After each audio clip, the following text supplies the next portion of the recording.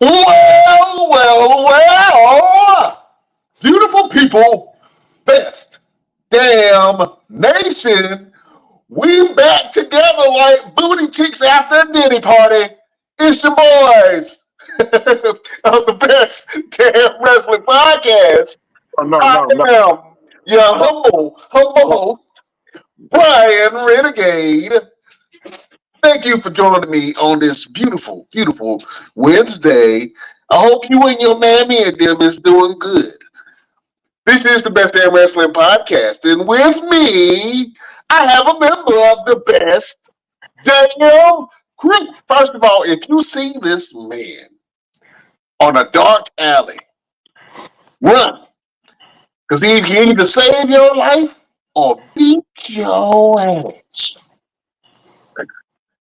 He is always the suspect of every crime. You see his face on a lot of mugshots, drawings, mugshot drawings.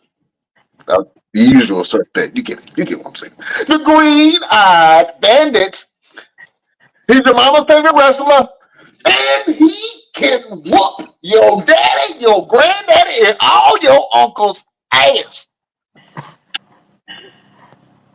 The maniacal Doc Roosevelt. What's happening?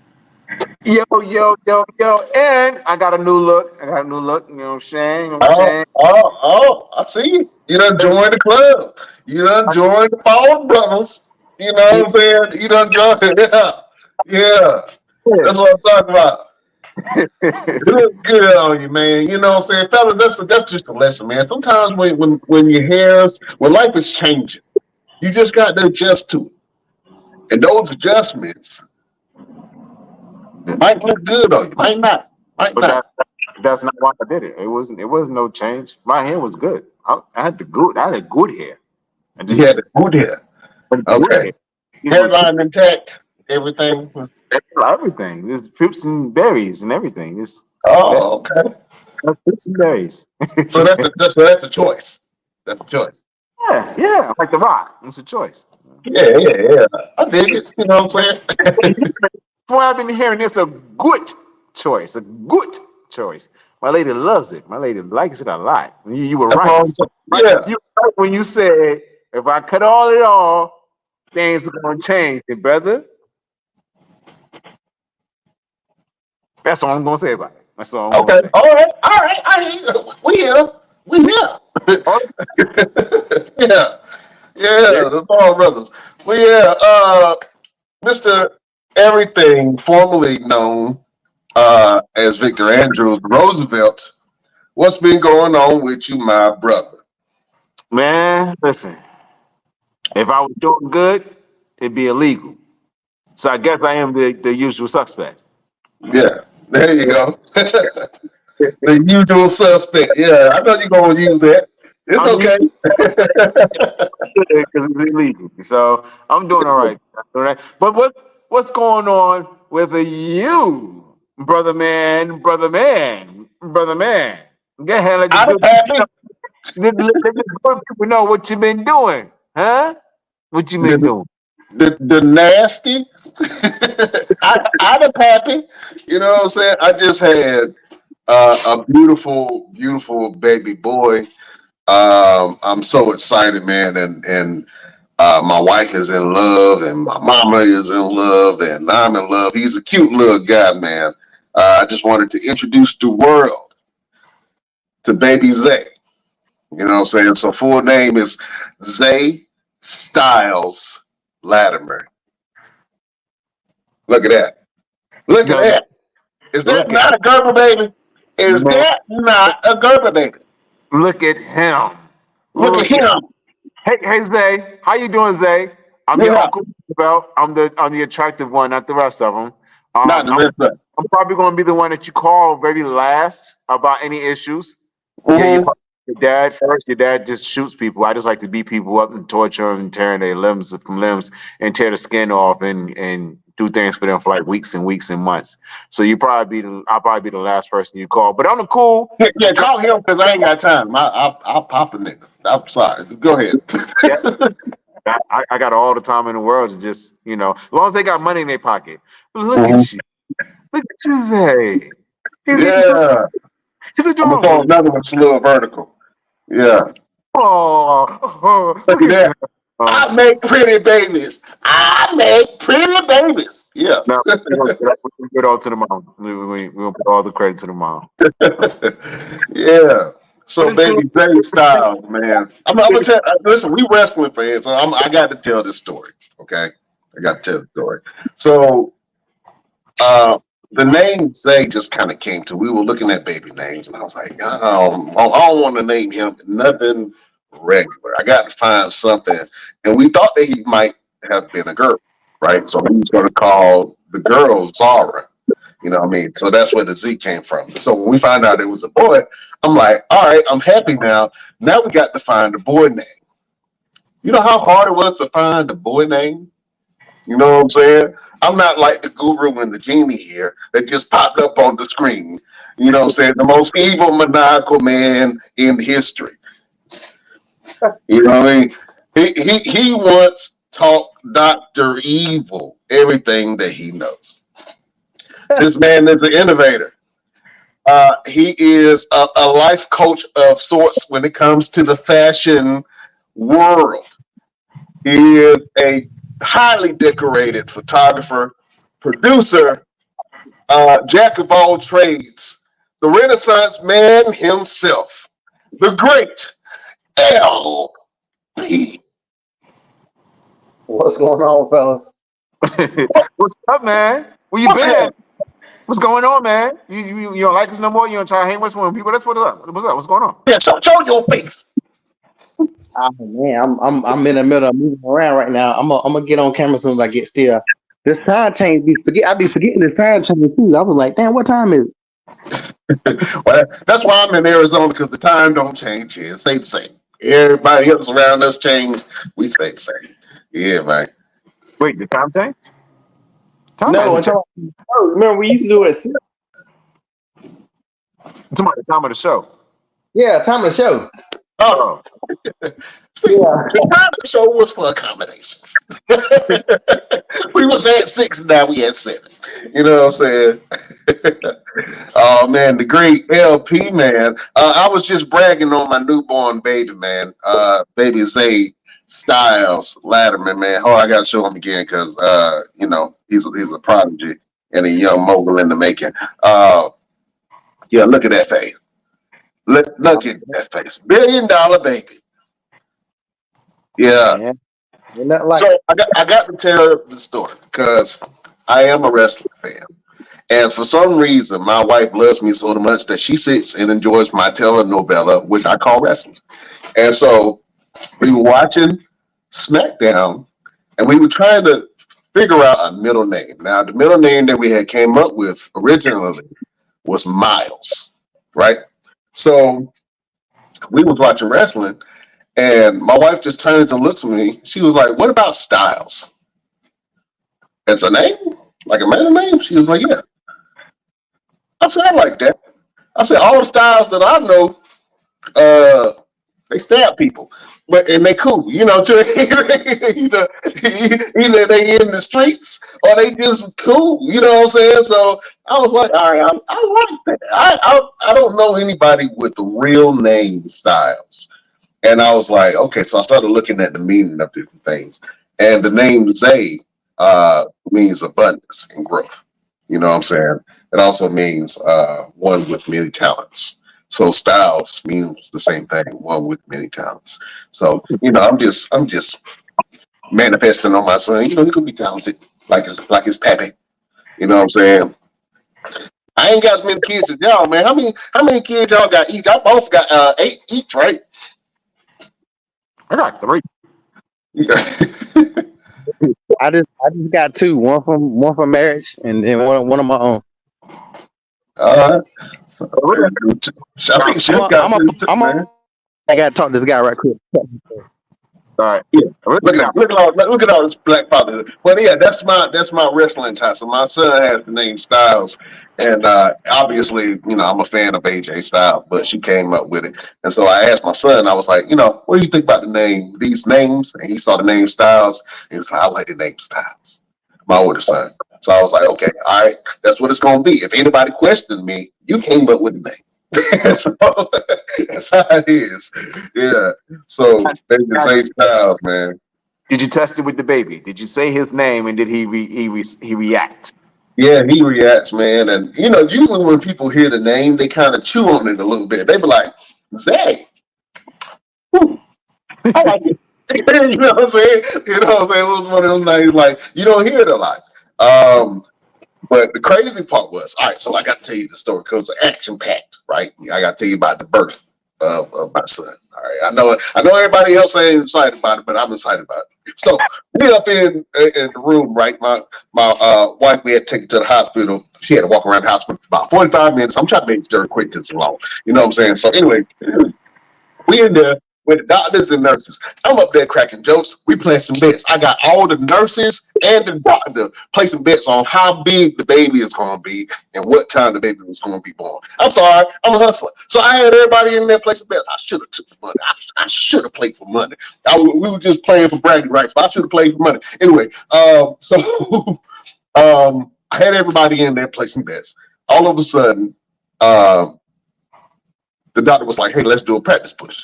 He was like, Dad, you want to come over here and help? I'm like, yeah, I can help. So I come over there and I'm holding up a leg, right? She got her leg right here, and I'm holding up her leg and I'm looking down at everything. And that's how you got to that situation in the first damn place. Everything. It was different. It was different though. It wasn't what I was familiar with. You know what I'm saying? I'll tell you that one. It wasn't what I was. It was different. So the doctor, while she's pushing, did the practice push. The doctor was like, "Hey, look, you can see the head." And so I'm looking at that. I'm like, "Oh, that is the head. Okay, that's crazy." So they kept on. So they told her to push. Right? She pushed 4 times. Baby head came out. You know what I'm saying? I'm like, "Oh snap!" Now at this point, he's like gray and blue. So they were a little concerned because they had to get his shoulders out. Now, unfortunately, he inherited his father's very broad shoulders. You know what I'm saying? So they had a hard time getting them out. So the doctor was like, all right, we got to move fast. The doctor put his foot on the table. You know what I'm saying? Start pulling. The nurse jumped on the table over me. And she up here spraying and pulling. And then the other nurse turning the baby inside. Listen, this was action. I'm all in the middle, stuck like, oh my God, what is going on? Straight up. So everybody turning and pulling, and then they finally got him out. I had to cut the umbilical cord. It was beautiful and disgusting at the same time. I loved it. You know what I'm saying? They started working on my son. He started crying. And yeah, man, it was memorable because I didn't know that one could be that involved like I was. I was super involved with everything. So Baby Zay Styles is here. You know what I'm saying? You gotta save that clip. So when he gets older, you can show him that story, just in case you forget, because you old and all. Oh yeah, I'm gonna be old and great, but I ain't gonna forget that. That's something that I would never forget. I'm saying. Oh man, but listen, enough about me. Let me ask you a quick question. Wrestling. You know what I'm saying? Let me ask you a quick question before we get started. Yeah. Did your wife kick your ass? Did she kick my ass? Wait, did she kick your ass? Because I saw the stories. You laughing at her while she in having contractions and shit. Did she kick your ass? Listen, I am a supportive husband, sir. You know what I'm saying? I did not tell you I was heavily involved. You know what I'm saying? After the laughs, after you got your 75 laughs out. Nah, because she a gangster like me, so she understand. She understands jokes. Matter of fact, she funnier than me. You think I crack jokes like she is funnier than me, sir. But what the heck happened? This happened. All right. But yeah, man. So anyway, let's talk some wrestling, man. We got some not so happy stuff to talk about. That's why I want to talk about the good news first. You know what I'm saying? But we had a couple of uh, Bereavement. great crossovers, as we would say, within the wrestling world, man. And I just want to talk about it real quick. One of them, who was very personal to you and you actually knew, I want to talk about the passing of one of your mentors. Let's go ahead and talk about it real quick and then you can show the clip. Yeah, so one of them was Uncle Kevin Sullivan. I met him during my time of helping out and getting my foot in the door with Ring of Honor. And that day right there in particular, that's when I was giving haircuts to the guys in the back, and that's how I got my match on TV against Shane Taylor and Keith Lee. And he came to me and he said, "Hey, could you cut an X in your beard?" And I said, "Yes, I can." And you see the X right there in his beard. He came to me and he said, "Well, you go ahead and go for it." And he had some hair on his head. He was like, "Then cut all this off for me too." And I said, "You want to put an X in the back of their head?" And he said, "Yeah." So I cut an X in the back of his hair, left just like a patch of hair in the form of an X, and I cut the beard in the shape of an X. And he loved it. And then I told him, I say, "Now, you do realize that I'm the only person that can walk around and brag and say I'm the only man in history that was able to cut Kevin Sullivan and get away with it." Oh.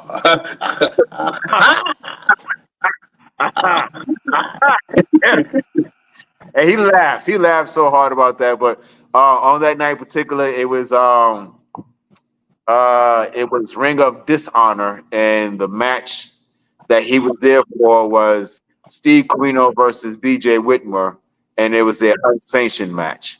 And Kevin Sullivan played the father of evil at that time, and so kept in contact every now and then, and whenever I see him at the shows, go up and always pay respect to the pioneers, call him Uncle. So Uncle Kevin, you up there doing your thing, managing or kicking somebody's behind up there in wrestling heaven. So we wish you well, and we hope to see you when it's our time to cross over as well. Yeah. Condolences to the family. We just want to send our love and support. And that was a great story. Thank you for sharing that. With that story with Kelvin Sullivan. I mean, I see the X. That's a great picture and it's a great story behind it, man. So, how do you feel when you get to meet legends like this, man, and they get to instill some wisdom into you as an up and coming wrestler when you were coming up in the circus, man? Man, it's wrestling gave me opportunities that I never thought would be possible.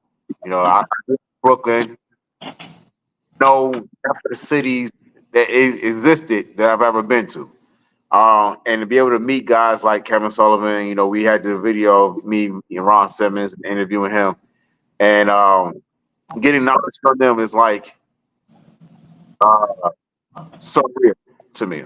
It's like you see these people on TV and you're like, oh, okay, that's cool. Watching them on TV and you meet them in person, and then not only meet them in person, but meet them as a peer, not as a fan and going to tour and want to get an autograph, but actually having a personable connection to them and reaching out and shaking their hand or giving them a hug or just having a regular conversation like you and I having a regular conversation now. Just having a regular conversation with somebody like that is it's an amazing thing, and I thank God in wrestling every day for those opportunities because we don't have very much opportunities in life, period. So you get something like that elevates your life with your career at the same time is an amazing thing. So uh, I look forward to meeting more and more industry legends, getting in the ring with more legends, and just being able to say, "Yo, I had an opportunity to meet or be in the ring or whatever, or get something passed down to me." You know, Ron Simmons gave me the label of the next uncle. So to have something passed down like that to me is a big thing. And um, when you have situations like that when someone passes or crosses over or whatever, it's like, dang, dude, it's not like you see a celebrity on TV and you're like, okay, I heard it, such and such pass. Oh, okay. But to actually know the person, it's like, Yeah, so it's big. yeah. So, rest in peace, Kevin. So, oh man, we got another one that we gotta talk about. And this one, the wrestling world felt as well as the Samoan dynasty known as the Anoai family. Um, and this was a huge loss. We lost Alpha Anoai, man, and let's talk about this real quick. That was a big loss to the wrestling world, known for wrestling and being a part let me get into everything. I don't know you. Do you have any personal dealings with Alpha? Did you ever have the opportunity to meet him? I have not had the opportunity to meet Alpha. I've met like the cousins and the nephews, like Lance, Jacob, um, and Alpha Junior. But I have not had the opportunity to meet Alpha Senior. But I know a lot of guys had trained under him. Um, and of course, I reached out to them and said, "Yo, man, you know, I'm sending my strength and uh, energy of understanding, because it's hard to understand when someone passes. So I had to extend that type of energy to them. But I have not had a chance to meet Alpha, and we just lost Sika too. So it's Yeah, like brother, then the other one's like, look, I'm going with him, you know, type of thing. So yeah, and you know, it's something. It's a big hit to the bloodline family at all together. Because Sika was the father of Roman Reigns, and then to have your uncle pass not long after is got to be a big thing, and still go on and perform the way they do on TV is that's a lot. I can only imagine that's a lot. right, absolutely. Don't pay attention to what's going on in the other camera. Walking around his house casually when we talk, trying to tell this great story. LP, Yes, sir. Oh shoot, I didn't know I even hit that shit. yeah, you up here walking around the houses. We just taking a tour of your whole house. Oh man. LP in the place to be, man. We up here talking about the loss of both of the Wild Samoans, man. Do you have any memories, fond memories of the Wild Samoans? Not really. That's a little bit before my time. I remember him a little bit. Um, but I definitely can't say I have any memory of any matches or anything like that. Yeah, Um, I know you were a history buff. I know you done went back and saw some stuff. oh yeah, and I mean that's and that's the crazy thing when I go back and watch all the old Raws and stuff like that. They have that stuff, but they don't have a lot of that. They, I guess maybe they're probably working on it now. They don't have a whole lot of stuff you can just go straight to that stuff and watch like you would think they do. Well, they used to have it with the WWE Network, and now they have some stuff on Peacock. And I don't know how deep Peacock really gets with older wrestling content. I know they do have a lot of older wrestling content, but I haven't actually had the time to sit there and explore it. I just go there for the main events, and then if it's a documentary or something, I'll watch that. Um, but yeah, they used to have a WWE network where they had the archive of old wrestling material that you can go back on. So I guess you just got to YouTube it. You know what I'm saying? So all you youngsters not familiar with the Wild Samoans or Alpha and Sika, of the original, the OGs of the bloodline. the ones that crown Roman Reigns, the tribal chief. Go back and watch some of that old content. You know what I'm saying? You'll be surprised and highly happy that you did that because they were very influential in the wrestling business. Very influential to Paul Heyman. Paul Heyman even said that he learned business riding with the Wild Silverhorse when he was 17 years old. You know what I'm saying? And so he's been involved with the bloodline from way back. You know what I'm saying? You know what I mean? So I know we all anticipating this bloodline feud, or what do you call it, the Civil War, because first of all, let's talk about it, because I've been gone for a while, damn it, and I've missed this man with all my heart. I got to take off my glasses. Your tribal chief, Roman Reigns, has returned. Last week, he exerted his dominance over the so-called new tribal chief, Solo Sikoa, and this fake tongue and bloodline that we have now on SmackDown. And then come this past week, man, they totally demolished Roman Reigns in the ring. There's implications. They put their hands on the tribal chief. LP, ain't you furious that they put the hands on your real, the OTC real tribal chief? I don't have a tribal chief. I'm black. My tribal chief is Booker T. If I got to choose anybody, You say your tribal chief is Booker T. yeah, no, I don't have a tribal chief. I think I'm on the minority, of course. I don't know. I just don't. I don't like the way all of a sudden, and I know they got to do it because Roman is face, but I don't like the fact that all of a sudden now Solo is like afraid of Roman or timid around Roman. When all this other shit was going on, everybody wanted Solo to be the one that jumped on Roman. There were plenty of times when he'll bump into Roman and everybody get excited. Everybody wanted it to be Solo. Now Solo doing it, and it's kind of like, everybody wanted to flip on it. So I personally think I can see why you said that. It's the same thing with Cody. Everybody wanted Cody to be champion, and then he got in and became this. Crybaby. Yeah, I ain't gonna go at Cody too hard. I was gonna about to say what stuff, but he turned into what we have now. You know what I'm saying? I get it. The bad guy's got to be cowardly. We all know that. That's just part of being a heel. You got to be the coward or whatever. But it just doesn't make sense with all the build-up that they did for him just to be so scared. Like to be honest, to be timid. Like I really think the bloodline has run its course. I don't know why everybody keep on getting hyped about it. I can't get it hyped. I can't get hyped about Lobster. Everybody getting hyped about. Like I really wish I could.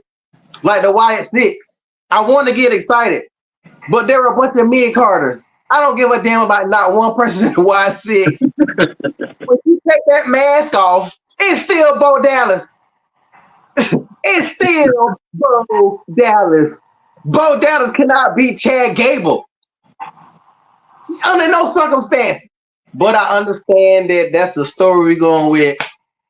Whatever. But like I don't know. Maybe I'm desensitized. I see so many people get excited. I be wanting to get excited so bad, but I just like the Wild Six are a bunch of mid carders. When I look at the bloodline, I'm just like I said about the members. I don't know how good they was prior, but they haven't done nothing to impress me. Like they have not built them up correctly. So whenever the bloodline leaves, these guys are already getting put in mainstream situations now. But when the bloodline dissolves, what are they gonna do? Like I be looking to the future before I'm looking at what's going like when the bloodline gone, what's gonna happen to each member of the bloodline? How many of them are really gonna become stars? And y'all talking about another one? Who the other guy they talking about bringing in? Another Too. Yeah, you're bringing in another one. You haven't even established the ones that you have already. It's basically Marvel and DC. DC like shit. Marvel doing the Avengers. let's jump into Justice League off gate. Let's not build up nothing. So I don't know. Maybe I know I'm alone because I see everybody else get so excited about it or whatever. But I don't like the way they punking Solo out because in the long run, it's making Solo look weak. And when all this stuff is said and done, just like people saying now, they want the old bloodline to come back. Jay Uso will be moving backwards if he go back, which I'm pretty sure he is. But Jay Uso, they got him. He's finally broken the shadow of his brother. So now you're gonna throw him back in the bloodline with Jimmy? Get the fuck out here. And you're gonna throw Sammy in the mix? For what? Why would you throw Sammy back into this mix? Sammy's over here having white people problems right now. He don't need to get back over here. He already done that shit. He got to worry about Braun Breaker and shit like that. Braun Breaker threw that dude like he was like he was wrong when he threw that dude up there. He got to worry about that white ass Steiner over there. He ain't got time to be worried about this stuff. So I don't know. Help me, y'all help me because y'all excited about it. Help me find a way to get excited about it. Well, this is what I will say. My excitement has quailed from what it should be, and I know what you mean. As a wrestling fan, I should be more excited than what I am. But the reality is, I ain't really watched. I watched bits and pieces on Broadway and SmackDown the last couple of weeks, and it had some periods where it started to fail in certain areas. And it wasn't really anything that was keeping my interest. And maybe that's due to wrestling overload. You know what I'm saying? I kind of feel like that with all this wrestling content. And like I'm seeing stuff on my social media pages. I'm watching it. I'm seeing clips. Like it's almost like wrestling overload. It's like so much wrestling now. It's hard to get excited about stuff that you see. You know, and you're right. LP, it's almost like you desensitized to it. So ultimately, I just want to watch a good show. You know what I'm saying? So now the storylines do matter, and now they do have a lot of storylines going on. One in particular, I think the most popular storyline right now, and I know we just talked about the Bloodline storyline, but the reality is the Judgment Day storyline is probably the most interesting storyline outside of CM Punk and Drew McIntyre, if you actually cared about that. You know what I'm saying? And the Bloodline storyline is just picked up because Roman came back, but now they're trying to establish Roman as a babyface, and that's still got to build. You know what I'm saying? So it's good that we do have some story time back, and they're telling the story of Liv and Dominic and Rhea. They're telling the story of Damian Priest being outed and ousted from the Judgment Day. On Raw, they tell the story of the Y6, and I'm interested to see who their next victims are going to be, or are they going to keep them targeting what they call American Made? The group of Chad Gable and the Creeds and Ivy Now, which I knew they were going. We knew they were going to do that because it just was a perfect fit. But I don't know if that group has a strong enough. I don't know if they're gonna keep them in a bubble. It feels like they're gonna keep them in a bubble. You know what I'm saying? Just like the Y6, it feels like they're gonna keep them in some type of bubble. You know what I'm saying? And you're right, LP. Now that I think about it, like who is gonna be the breakout star of the Y6? None of them. By this time next year, we won't be talking about the Y6. I bet. Because I'm gonna tell you the problem with it. It worked when the Undertaker had a corporate ministry because the way they did it. Like they did supernatural, but they still kept it in the reality, so it wasn't too much. With this Y6, they making these motherfuckers indestructible. So y'all can't have it indestructible now. And then later on, it's like in an anime when the villain becomes a good guy, he just loses all his damn powers. He just ain't as strong as he was when he was a bad guy. Like you can't have. It was the same thing with Bray Wyatt. You can't sit here and have Bray Wyatt be able to take all this punishment and then turn around and lose to a spear. You know what I'm saying? Or something like that. That was my problem with the way they did Braun Breaker when he first time he fought Sammy. Like one haluva kick and that was it. Come on now. So like you got to constantly build these people up, and I don't think they know how to build a Wyatt. I think that's the reason why you don't see a lot of supernatural stuff like that no more. Like, because what do you do with you guys? Just like you said, how much longer can this go on? It take them 30 minutes to come out, no matter what.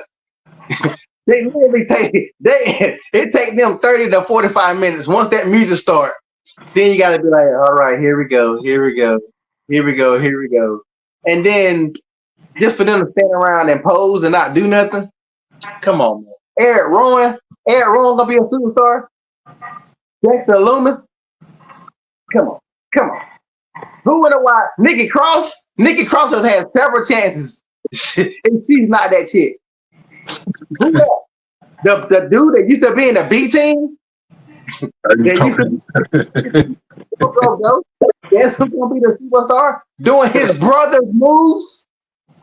Rest in peace, Bray Wyatt. And I was against this from them keeping it going anyway. But like, who in that group? Y'all might know. I don't even know who the one guy is. Who is the last guy? I don't even know who the hell that is. He's from NXT. Yeah, he's from NXT. Yeah, Joe Gacy. And then you also got Eric Rowan and Luke Harper separated from Bray Wyatt, and they were the Bludgeon Brothers. That was a hard sell to the crowd because no one really got behind it, which is why Luke Harper eventually left and went to AEW, and Eric Rowan tried his best to stick around as long as possible, and then he eventually left as well. So you right, it is going to be hard for any of them trying to be breakout stars, but I think they got to figure out something. They got to give them a bigger story. I think putting them with Chad Gable is not giving them that real, okay, this is a real story type thing. When they did Bray Wyatt and he was doing the Firefly Funhouse and the Fiend and all that, that was a story. Like he didn't even do anything to anybody for a good while. They just kept telling the story of this whole Funhouse, and I think if they would have did it like that, that would have given them a bigger supernatural feel and a bigger impact. But I guess they're trying to do something different than what they did with Bray. But if you're gonna do a Bray Wyatt type of, scenario, then you gotta keep it, like a Bray Wyatt thing type dude. This is the thing I will say. I think that the Bray Wyatt character for the Firefly Funhouse worked so much because it had humor in it and it had storytelling, and then it was such a great character and platform that Bray Wyatt had that he could go a lot of different directions with it and not be stale. I think the difference between that and a Wyatt Six is they're becoming stale very quickly. And until somebody steps out, like Bo Dallas will have to come out and have a breakout performance against a couple of top competitors and just be devastated. I could never get behind the Uncle Howdy character. Even from the time he was introduced, I didn't like the whole Uncle Howdy thing. I think that he should have went back to the Firefly Funhouse, but he was the different Bray Wyatt in this time and trying to do something different. But every time that I've seen Uncle Howdy, it's either been super weird or like it's corny to me. You know what I'm saying? And I think that the mystique and mystery of who Uncle Howdy was kind of died for me at what was it? Was that the Royal Rumble when it was LA Knight versus Bray Wyatt, and then they did the glow in the dark match? I don't know if that Royal Rumble. Now you talking about when he missed that jump? When he missed the jump, yeah. when he jumped off, he was supposed to jump onto the table, onto LA Knight or whoever it was at the time, and he jumped and completely missed him. And I'm like, how did you miss somebody by a mile like that? And once I saw that, all the scariness, all the mystery of Uncle Howdy just kind of went away. And I'm like, dude, I can't take you serious after you jumped and missed. And like, you know what I'm saying? It kind of took the whole scariness and mystique away from me. But to be honest with you, I think that they can go a different way with it because Joe Gacy can talk. Mm-hmm. And so if Joe Gacy starts to come out to the forefront a little bit more and speak instead of being all weird and creepy, then you can have some control in the group. You know what I'm saying? Uh, Bo Dallas can talk. He can bring emotion, but I don't think that people care enough about Bo Dallas or even know enough about Bo Dallas for them to even care. Because I remember Bo Dallas, but I don't remember Bo Dallas like that. You know what I I'm think saying? I can't recall a Bo Dallas match. I just remember when he was doing the Bo leave and the funny, funny guy in the ring. He was the comic relief in the groups that he was in. So I like Bo Dallas, but he I'm was not familiar with Bo Dallas. he was And then he was Continental champion. he was what? He was the IC champion before. Who did he face? Shucks. Who did he beat? I Exactly. want. I want Exactly. That's my to point. say. I want to say it was Huh? JBL. It's like a little quick match. He won out of nowhere. Like no I one expected. mean, they did win the tag team to him and Curtis Axel or whatever. But First, that's what actually, yeah, they did. They were tag team they champions tried, at one time, but they were looked at as a joke at that period. So when and they they did win, everybody was so surprised that they kind of won that they didn't really hold the belts that long. And I wanted to root for them. I wanted them to win because I did like Bo Dallas. But this Bo Dallas is really. I think I hope he has a breakout performance.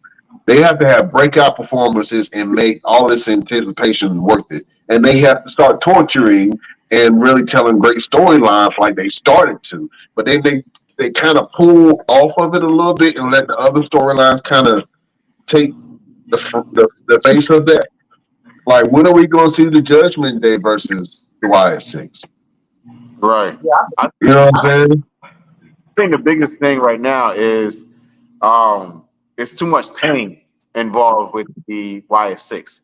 They had Mm. this telling their story of where they were and where they're at now. Bo Dallas talking about his brother, and there's just too much pain, and people can't really get behind it because they're more into the sentiment of it rather than to the character of it because it's too realistic. You know what I'm saying? Mm. I think if they find a way to, I don't know, they got to change up something. They got to change up a lot with it. And like I said, they got to get out of the story with Chad Gable and the American made because it's not really doing nothing for them. And you got to remember when Bray Wyatt first came out with the Wyatt family, he didn't really get in the ring in right away. He made sent like Luke Harper out there to do something. He sent Eric Roman out there to do something. He didn't really get in the ring right away, which is I think that's the way they're trying to do with Bo Dallas. But you can't do that with Bo Dallas because you have to introduce Bo Dallas to everyone. Everyone knew Bray Wyatt because he was um, Husky Harris on NXT, and then once he made that transition to Bray Wyatt, then he did his thing as Bray Wyatt for a little bit, and when it came to the main roster, it was the Wyatt family. So you have to introduce Bo Dallas, Uncle Howdy. I think if you did the both of them, kind of like they did with Bray Wyatt and the Fiend. If you do the both of them, you have Bo Dallas. He comes in and he does this thing. Let him get haunted by his past. Let him get haunted by the Bo leave and all that shit. Let him get haunted by that. And that can introduce a Firefly Funhouse type of character for the Howdy. And then you can actually do three characters in one person.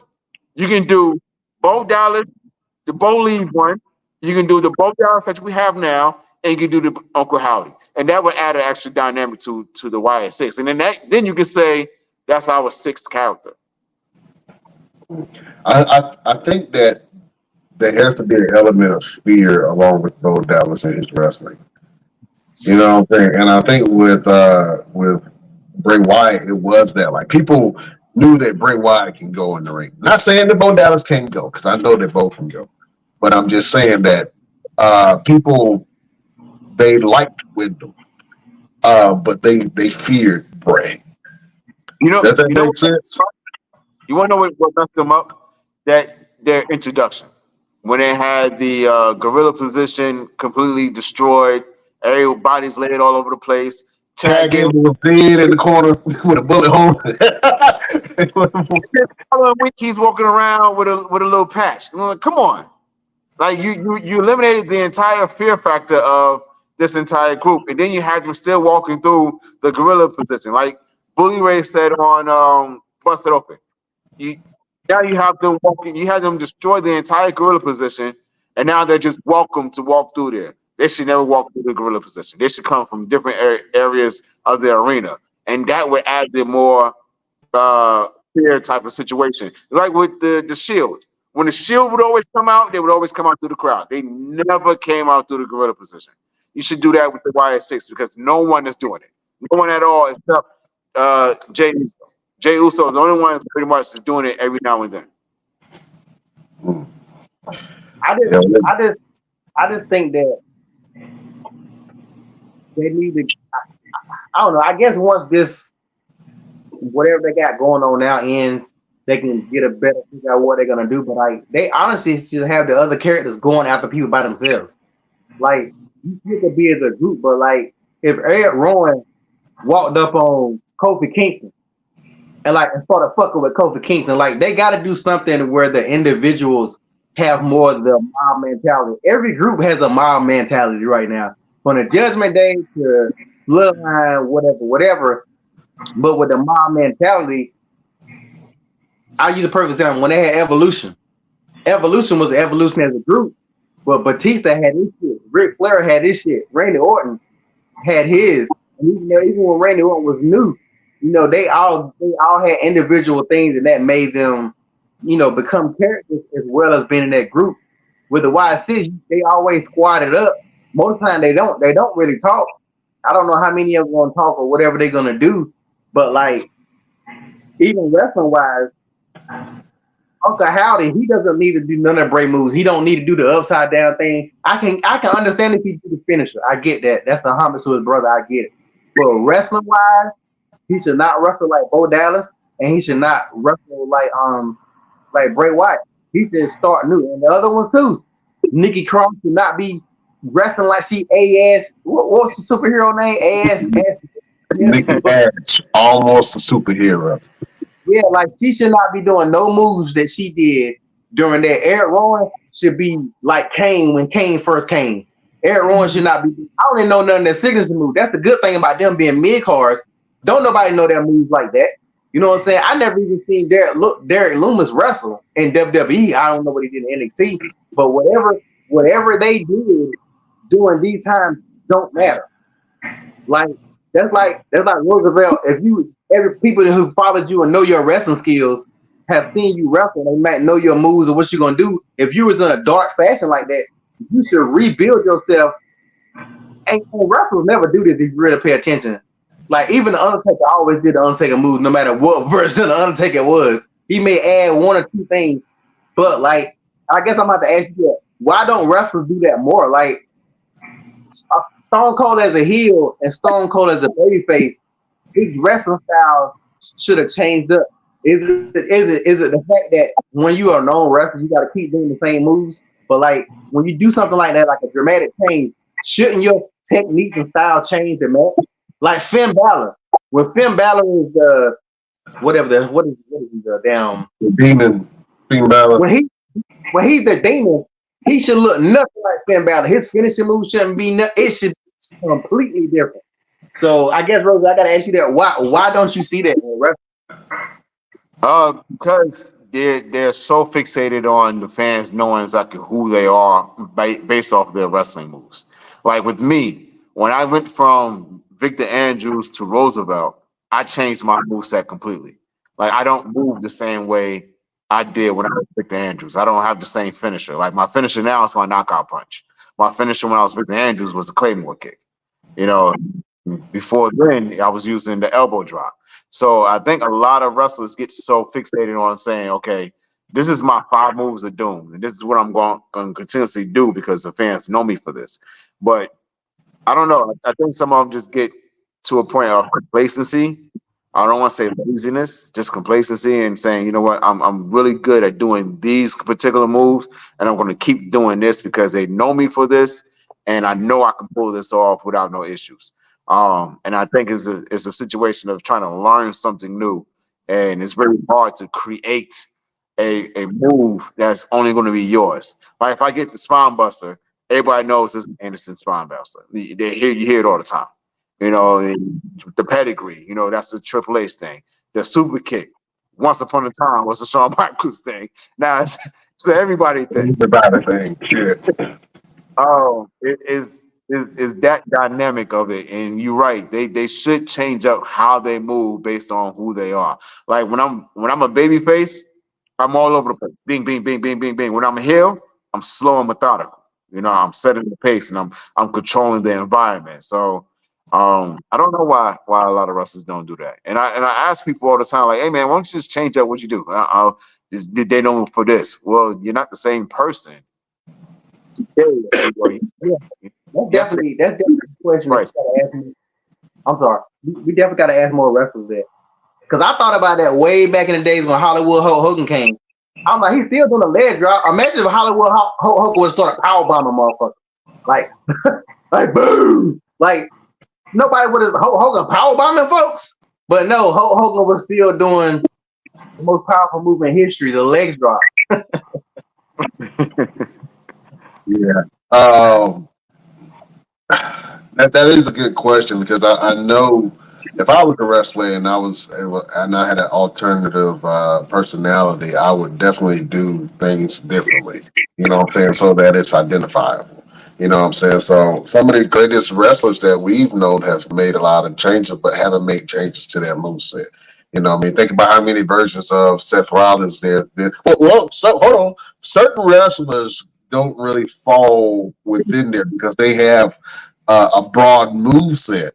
So they can do a lot of other moves and still have their finishers. Now, if they're doing the same exact moves, for instance, I'll give you an example, like AJ Styles or Seth Rollins or a Ricochet. They can do multiple moves during the match and make it look interesting, no matter if they're babyface or if they're heel.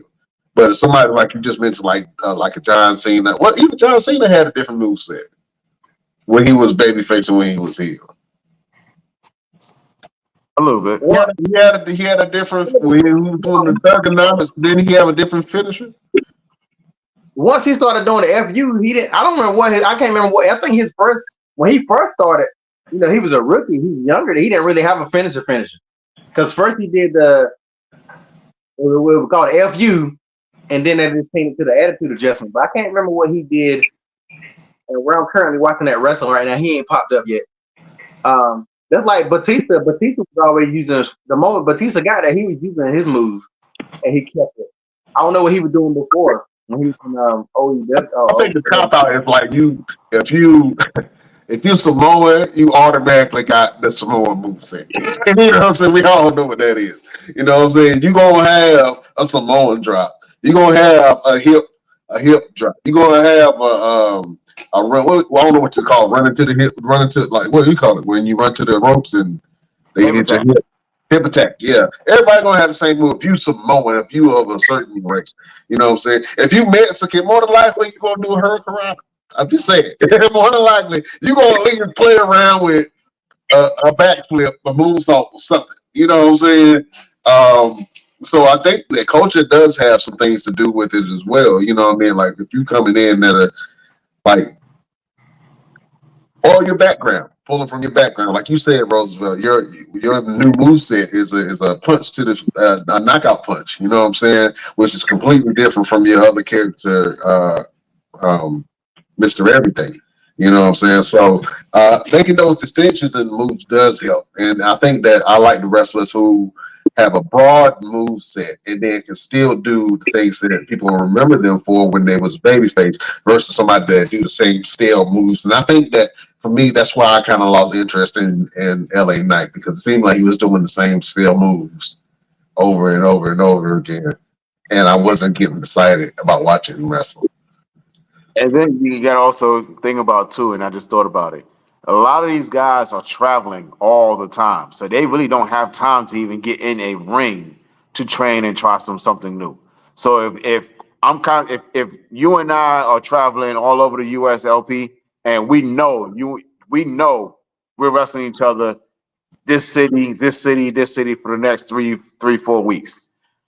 I'm not going to change up anything because you already know what I can do. You already know my moveset. I already know yours. So it's like it makes it easier for us to be able to put together a match because we know, all right, I'm going to give you line. I'm going to duck under, give you the power slam. Boom, there it is. You know what I'm saying? So I think that's another reason why you don't see a lot of guys change up their stuff because if you're constantly with that same person, or you know you're going to wrestle. I'm going to wrestle you on this house show. I'm going to wrestle you at this house show, and then we're going to do it on a live show. It makes it easier because I'm not going to see you between and I'm not going to have an opportunity to be able to get in the ring and try something new. The guys at NXT can do it because they're right there in the performance center. They're training all the time, but a lot of guys that are on the main roster, they're not getting a lot of training reps like somebody on the independents or down at NXT who has a ring right there available to them. Now, if I went off and took some time off and then came, which gives to AJ Styles' testament, he went and took some time off, and when he came back, he had some new moves and things like that. Same thing with Ricochet. Ricochet would go off and he'd come back and he got some couple of new move sets. And then a lot of these guys have things that they've done before they made it to the main roster or a major company. Like Ricochet has done stuff with Lucha Underground on the Independence and all different things. Austin Theory, another guy who's done stuff with the Independence, who have stuff that's in their back pocket that they can pull out on special occasion, and you be like, "Oh shit, where the hell where did this come from?" But then when you go back and look at some of their stuff on YouTube or wherever that they've done on the Independence, like, oh, okay, I've seen him do this before because he wrestled this such and such, and he did that move, but he ain't done it since then. Kevin Owens is another one who used to have a finisher that was kind of like a drop of the neck on top of the knee. That was his finisher. Now he doesn't do it anymore because he has other things that he can do. Yeah, absolutely, man. So, all we're saying is, man, if you're gonna change your character, change your mannerisms, change your everything about it. You make it almost unrecognizable. That's all we're saying. You know what I'm saying? We don't want to see. Damn it. I can't wait to see Bo Dallas' first match and watch him wrestle like his brother. And so does he get a pass or not? I say no. I can understand respect his brother with a finisher, but he should not be doing all of his brother moves. No, he doesn't get a pass. He doesn't get a pass for me. But Well, who's well, well. Certain people, if you brothers, like for instance, did Kane get a pass for stealing all the Undertaker moves? no, he Why was didn't. Kane giving the pass? And they ain't even real brothers. But that was the story. He came in and he did his moves against his brother. Now, if Bo Dallas was doing the moves against Bray Wyatt, he would get the pass. But you coming in utilizing what your brother had, you should be able to elevate what your brother used to do and not just do the same things that your brother did. Because now you're a different character, you're a different person. You know what I'm saying? Yeah, And you got to think about it. Once he has his first match, it's going to be against Chad Gable. It's going to be a one-on-one against Chad Gable. And then you got to think about it. Can he really stand toe to toe in the ring with Chad Gable? No, come on now. You know he can't. So you know the supernatural stuff is gonna take more effect than anything else. It'd be different. That's why his first person should not have been Chad Gable. Chad Gable gonna carry it, and Chad Gable gonna make it look good. But Chad Gable cannot. He cannot tie. He can't. He can't. What your boy say? He can't even carry Chad Gable's jock strap. yeah. And then back to your question, Bo Dallas doing something his brother did. Booker T and Stevie Ray didn't do the same thing. Matt Hardy and Jeff Hardy didn't do the same things. Owen Hart, Owen and Brett. Yeah, they didn't do the same things. Jimmy and Jay don't even do the same things, and they're freaking twins. So you have to find something that separates you from your sibling to say, okay, I can see you doing something like it, but I can see you elevating it and making it your own. Right. Yeah, it shouldn't be taking. If the Wyatt Six is this powerful, it should not be taking them this long to take out Chad Gable. I mean, how long this been now? I mean, to Damn, be honest with you, the Creed brothers, and I'm not sure why they not letting them loose, man. But the Creed brothers, man, should be doing a lot more. Them boys are impressive, and I knew they were going to kind of pigeonhole them. Hopefully, they do more. Hopefully, we get to see them wrestle more, and I would love to see Julius is a star, man. And once he come into his own, they're gonna have to separate him from his brother. But once he come into his own, I think he's gonna be a good one. can I talk about something real quick? Cause I got to get ready to run to the store, but I Yeah. got to talk about this before I get off. The seeds have been planted that we finally gonna get rid of the damn New Day because the New Day is about to be over with. If you have read these signs, Kofi is turning heel against Xavier Wood. It's only a matter of time. I think it's good because the New Day has been stale for years, and it's not the New Day without Big E. Let's just keep it a buck. Like the New Day is not the same without Big E. Like, are y'all happy for that, or y'all still want to see them throwing out pancakes and playing trombones like some clowns? Like I want to a Kofi and Xavier Wood match could set the world on fire if both of them get in there and tear this shit up. I think that the platform they would have to lay the platform, and there has to be a big platform for it. If they gonna do that, I don't want to see them do it at a throwaway event. You know what I'm saying? Um, I don't want the New Day to break up, but they need to. They are so stale now, and it is not getting over. They were main event players, man, and now they are not even mid card. You know what I'm saying? And they're stuck in the middle trying to elevate other people, but they're not even looked at as a credible threat of a tag team. And I think that the introduction of Odyssey Jones was a great fit, but now they're trying to break him up, and it hurts my spirit. It's almost like the Hurt Business. When the Hurt Business started getting over and they were super popular, and all of a sudden they just like pulled a rug and then they started turning on each other. And it's like, man, I hated to see it. I hated to see that. It hurt my spirit because I bought a Hurt Business shirt. I just bought a damn Hurt Business shirt, and then they broke up next week, and I was pissed. I was pissed. So I mean, I like the way that they're doing it. Hopefully, Woods doesn't go to the final testament or whatever that is. Whatever that is, I hope he don't go in that direction because I although putting Woods with their group would be a great mouthpiece for them, they got two managers that don't do nothing. And the AOP don't even talk, and they don't even talk English when they out there. You know what I'm saying? So, and Karrion Cross for some reason I don't like Karrion Cross. Sue me. I don't know. I don't like him. I don't like nothing about him. And every time he on my TV, it's like I want to like the guy. He got everything that you need, but it's just not delivering for me. And I think that a lot of other people feel that same way, man. But hopefully that I would like to see. I think if Kofi did go heel, him and Odyssey Jones would be a really good pair together. You think it'll be Buffy going heel or Xavier? I think They're Xavier. gonna have Xavier going heel, but just for the sake of argument, LP said that Kofi was going heel. I think that makes sense, but Odyssey Jones is not a heel character. You know what I'm saying? So the New Day have been heels before, but they were assholes. So they wasn't like bad guys. They were just jerks, and they just kept winning, and they were braggadocious with it.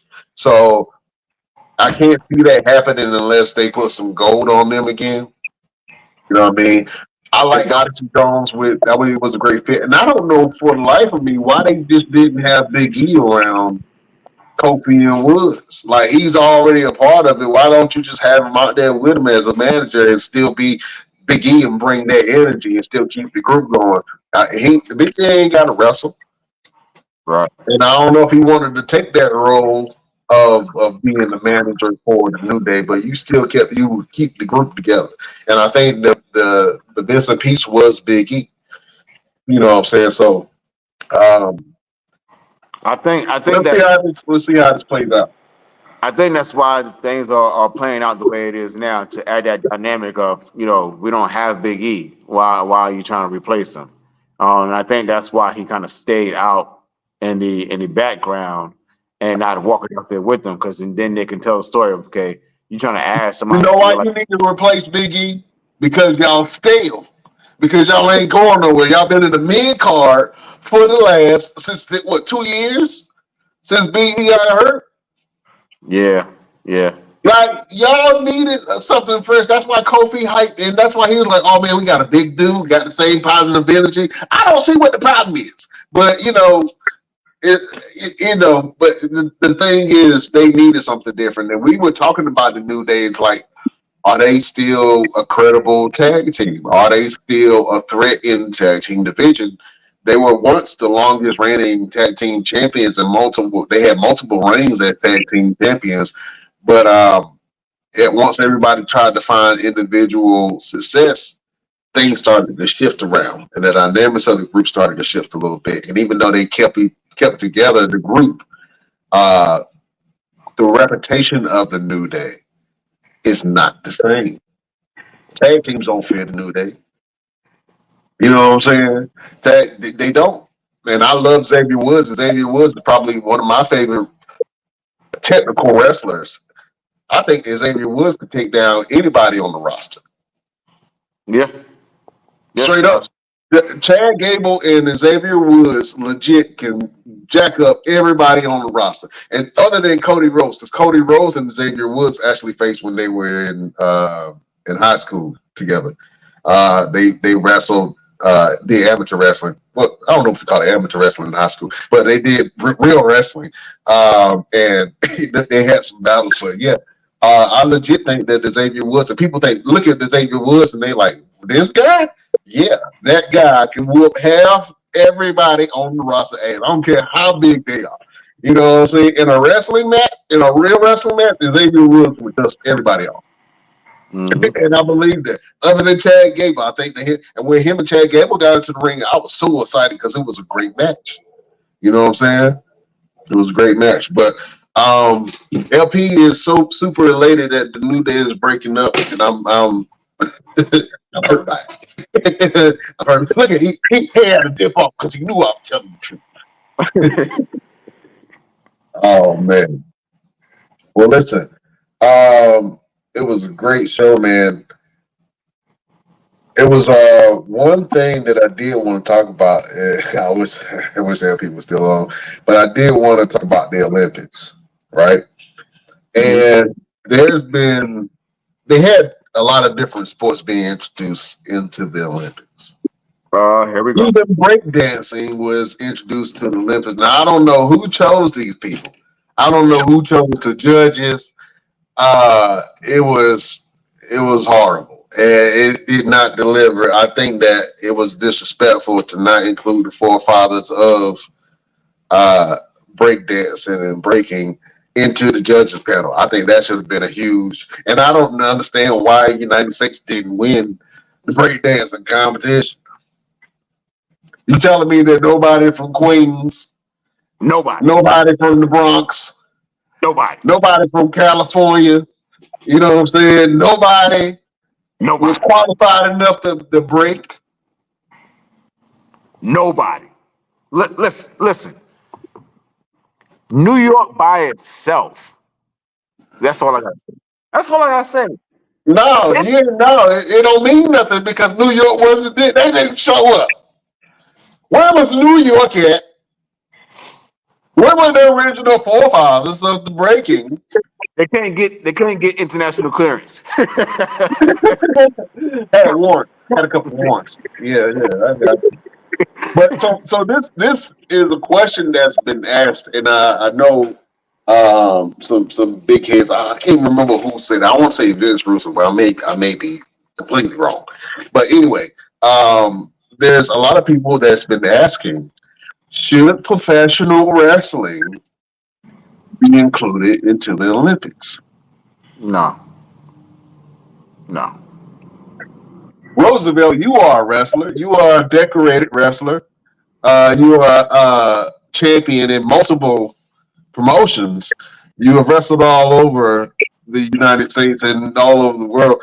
You don't want to see professional wrestling at the Olympics? And if so, how would that even work? Exactly. How would that work?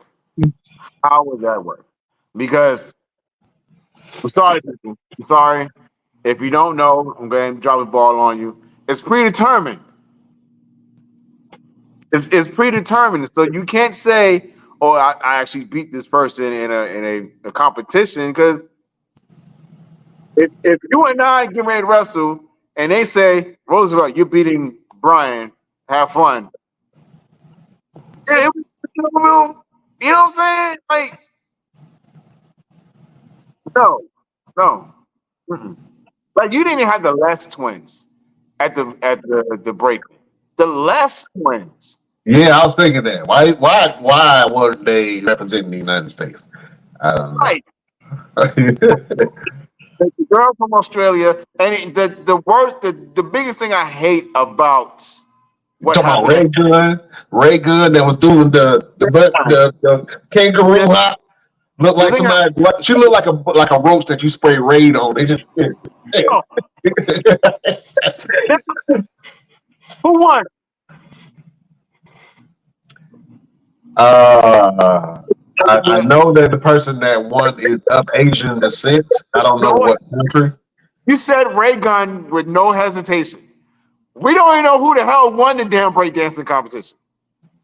True that. True that. Now, I'm gonna go to pole vaulting. Who won pole vaulting? Who do you remember that competed in the pole vaulting? You don't remember?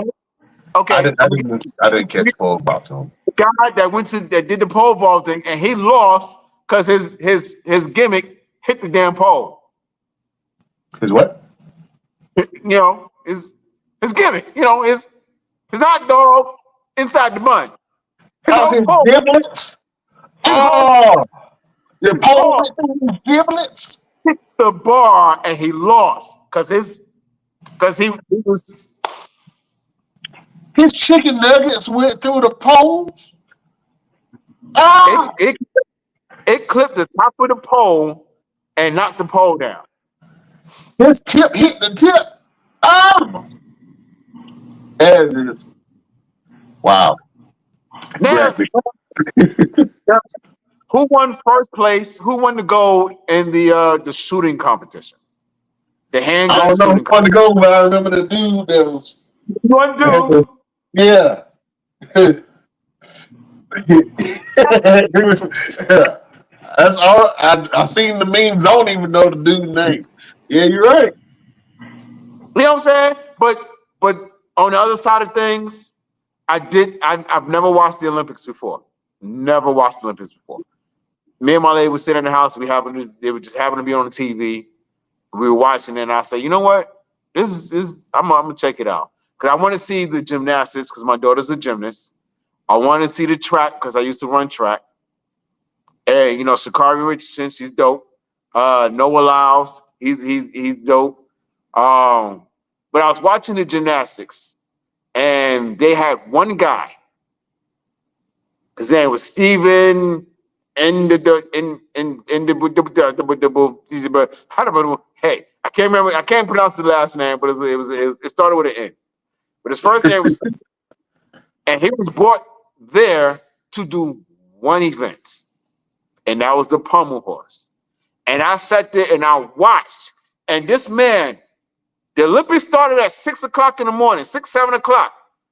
His event didn't go on to almost 5, 6 o'clock that evening. And he was there the entire time like this. And they kept panning that damn camera on him. And he would look up, or he'd be asleep, or he'd be reading, or he was doing something. And it looked like the beginning of an anime cartoon.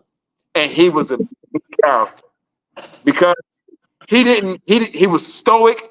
He didn't have no emotions, no reactions. He just did this the entire time until one event when they did the floor routine and they got a really good score. And he looked up and he smirked and he put his head back down. And I was like,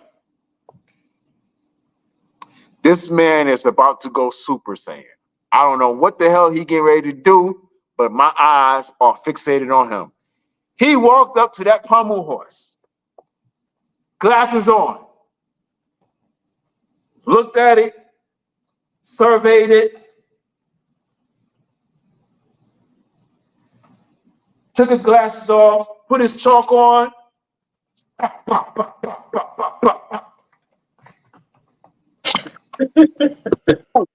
and walked off. And they gave up his score, and he just went crazy. And I was like, "Yep, that's it. That's him. That's him."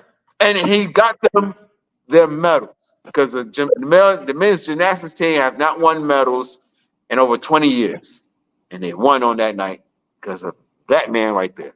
So, all the Olympics, I remember Steven.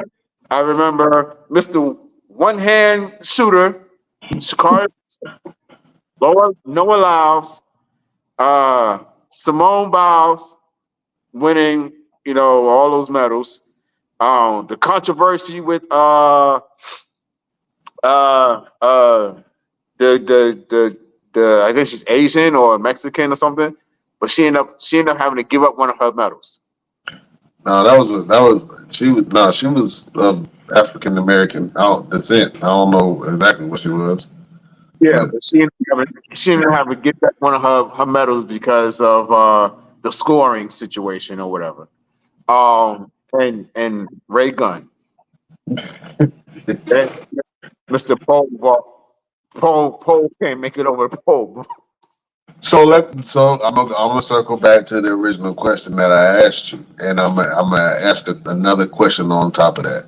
If wrestling was in the Olympics, you already gave me the answer. Should it be? It should not be in wrestling, but I mean, it should not be in the Olympics. But if professional wrestling, was in the Olympics, how could you make it work? You can't. There's no way you can. Because again, you have everyone competing in a legit all out. This is the only way I'm going to win is if I beat you. If wrestling is predetermined, so you can't really go out there and say, okay, well, I'm gonna have you beat such and such. Oh shit.